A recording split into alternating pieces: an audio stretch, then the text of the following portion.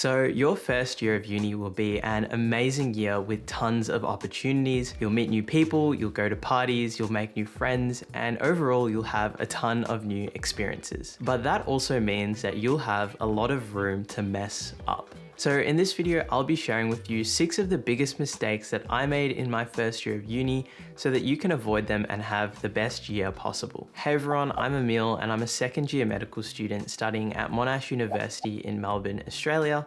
And without wasting any time, I'll get into the first big mistake that I made in my first year of uni, which was not understanding my priorities. When you start your first year of uni, you'll have so many opportunities available to you. If you want, you can start a job, you can work hard on your uni work and try to get in high distinction.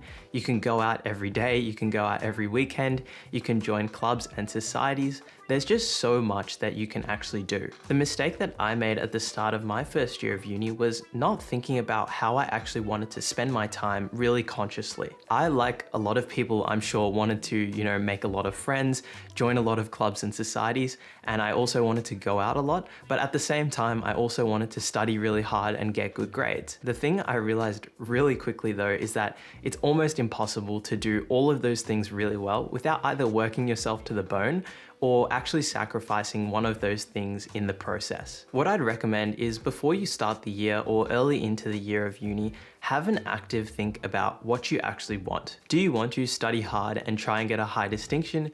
Do you want to go to a lot of social events, make new friends and meet new people? Do you want to get into a relationship?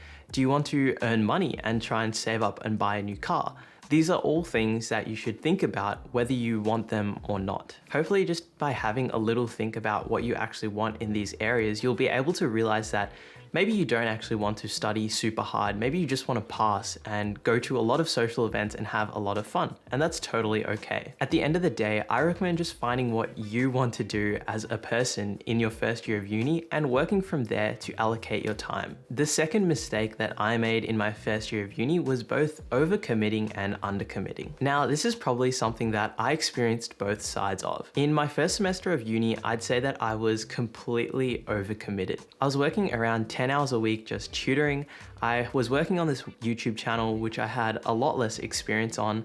I was in a relationship, I was doing extracurriculars like orchestra, and I was also trying to score really highly in medical school. On the other hand, in the second semester, I had a lot more time because I got out of my relationship, I stopped working a few of my jobs, and I set up a proper schedule for making YouTube videos that wasn't as strenuous. So I had all of this extra time, which I said I would use to focus on uni. Now, looking back on both of these semesters, I think that both of them were probably slightly too extreme and I needed to find somewhat of a balance in between. In that first semester where I was working really hard, looking back, I realized that I actually missed out on quite a few opportunities to make friends because I was working so hard on lots of different things.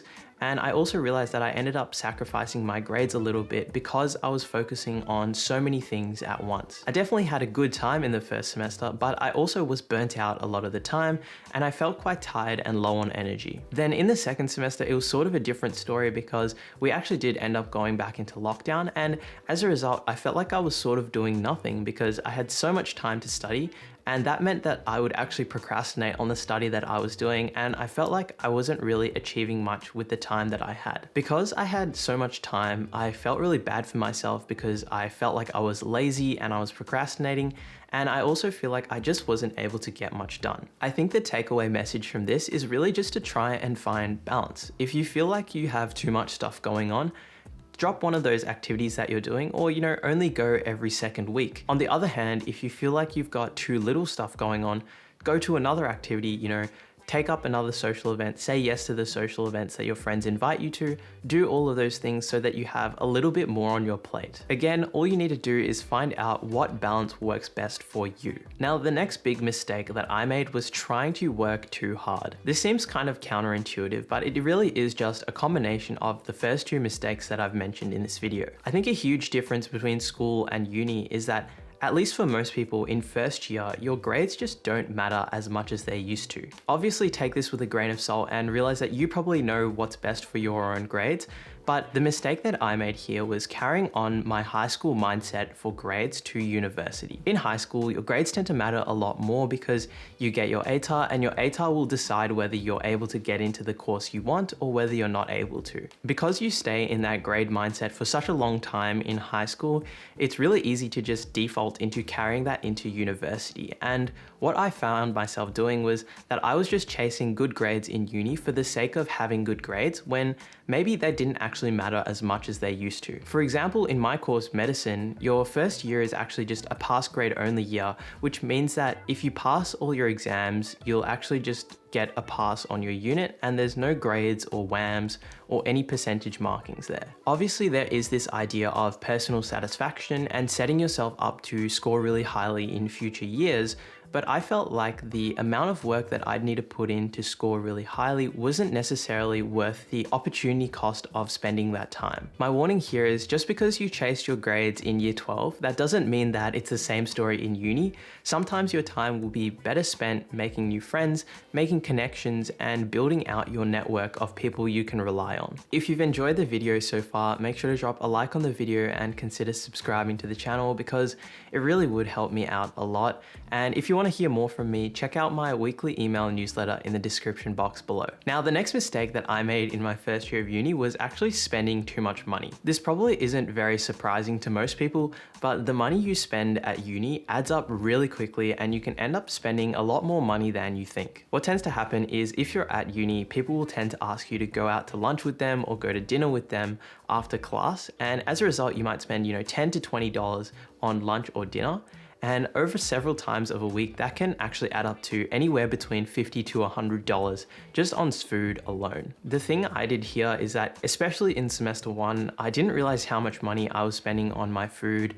I didn't track my expenses, and I sort of just went out whenever people asked me, and I didn't take any food from home. Especially if you add on like a monthly purchase that you make either just to treat yourself or to buy clothes or any subscription services that you have, you can end up just diving into your savings and see the number in your savings account just go lower and lower and lower, especially if you don't have a really reliable source of income. What I learned from this personally is that it's really important to, one, get a job, obviously, but also to try and save money wherever possible, especially with things like food. It's really easy to do some meal prep, for example, on Sundays, and to take a lunch to uni every day from Monday to Friday. And that can end up saving you, anywhere between $50 to $100, especially if you're gonna buy lunch every day. Eating from home as much as possible and trying to get cheaper tickets, cheaper drinks, and cheaper petrol were all things that I tried to do to make sure that I was saving as much money as possible. Another thing that can be really, really good to do is just setting up a really simple budget sheet to keep track of your expenses. Especially if you're not keeping track of how much you're spending, it's really easy to, as I said, just look at your savings account and see it dwindle slowly. And by taking a budget sheet, you sort of take control of how much you're actually spending, and you'll have that information to know what you're spending money on and also how much you can save and how much you might be earning. The big takeaway here is just take control of your spending, because otherwise it might come back to bite you. The fifth mistake that I made in my first year of uni was not maintaining my sleep schedule very well. A big difference between school and uni is that at school, you might have a pretty fixed timetable. You might have to get to school for first period every day at 8:30, whereas in uni, you might have no classes at all on Monday and Tuesday. Then on Wednesday, your first class might be at 9 a.m. And then on Thursday, your first class might be at 1 p.m. And as a result, it's really important that you try to maintain a sleep schedule. The mistake that I made here is that I had that exact example where on one day I had a first class at 9 a.m. and on another day I had my first class at 1 p.m. And as a result, some days I'd end up waking up at 10 a.m. and then on other days I'd end up waking up at 8, and I didn't have any consistency in my sleep schedule. I think everyone should at least know that sleep is vitally important for just your functioning as a human being. And I myself experienced that when I wasn't able to find a nice sleep schedule, it really affected my productivity, my mood, and how motivated I was feeling for the day. If I were to give myself some advice, I'd say to experiment with your sleeping schedules and find out first whether you're a morning person or an evening person. And once you find that out, set a sleep time that you want to wake up at and what time you want to go to sleep every day, and try to stick to that as much as possible. I think this is a good habit for life in general and not just university, but uni is definitely a time where it's really easy to fall into the trap of just having a random sleep schedule or not getting enough sleep at all. Now, the final main mistake that I made in university was forgetting about exercise. This is something like sleep, and I think it's something that everyone understands to a very deep intuitive level, but exercise is so important. The difficulty that I found with exercise in university was that at school I played a lot of sport. I played soccer, I played tennis, I played squash, and I played futsal. And those were things that were just scheduled in either from my school or from my weekly playing with my friends. On the other hand, at uni, there's never going to be anything like that scheduled for you, and you have to actively go out and search for those sports to play, or you have to just go do exercise by yourself in your own time. In my first semester of uni, at least, I really didn't actively search for a sporting club because it was something that I sort of forgot about.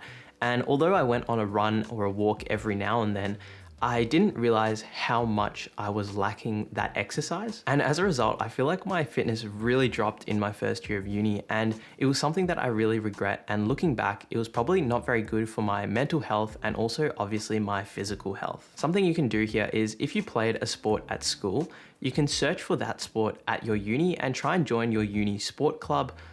Or you can try and form your own sort of sports team where you can play either competitively or just socially for fun. Playing sports is probably one of the best ways to get exercise, but also if you never played sports before, you can also find that sort of self-motivated exercise like running, walking, yoga, or going to the gym. Since those things are a lot harder to do consistently because they're sort of self-motivated, I'd really recommend finding an accountability buddy, like someone who lives close to you or someone who goes to the same gym as you, so that you can go together and make sure that you keep each other accountable. Exercise and your physical health is something that's so easy to forget when you're really busy in uni, but it's so important that you maintain this both for your future self and also for your mental health and just your general well-being. So now to finish with a final message and a piece of advice that I'd give myself a year ago as I was starting my first year of uni, I'd say that the first year of uni is all about experimenting. Something you've probably heard me say a lot throughout this video is that you need to figure something out for yourself. And this is so true because you need to find out, how you study best, how you best interact with others and make friends, and also what things you actually like doing with your time. At the end of the day, spend some time experimenting with how you want to do things because you will undoubtedly make mistakes in your first year of uni, but just make sure that you actually learn from them. If you made it this far, thank you so much for watching, and make sure to subscribe to the channel and like the video, and maybe check out this video where I talk about my first year in medical school.